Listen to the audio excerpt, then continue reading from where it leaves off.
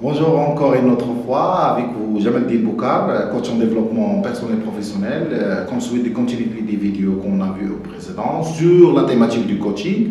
Aujourd'hui, on va traiter la relation entre le coaching et l'approche humaniste ou les théories humanistes. Donc l'approche humaniste, c'est une approche qui a été étudiée, beaucoup étudiée par Carl Rogers. Carl Rogers, c'est un penseur, c'est un écrivain, c'est un auteur qui a beaucoup donné de l'importance à l'homme, en quête de la réalisation de soi, en quête de la découverte de son potentiel. L'homme au cœur de la progression, l'homme au cœur de l'économie, l'homme au cœur de toutes les actions de progression de l'entreprise en général et de l'organisation communautaire en particulier. Donc, Carl Rogers, dans son approche humaniste, il a beaucoup insisté que le potentiel de l'individu, il est illimité, jusqu'à maintenant, il est inexploité dans sa globalité, que l'homme a un potentiel de 100% et il n'exploite que 10%.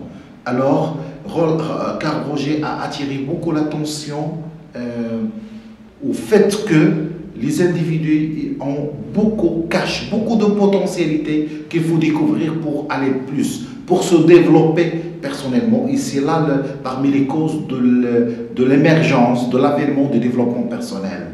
Et le coaching comme outil d'accompagnement bénéficier, et c'est ça le mystère de la relation, essaye de bénéficier de cette approche et de cette croyance.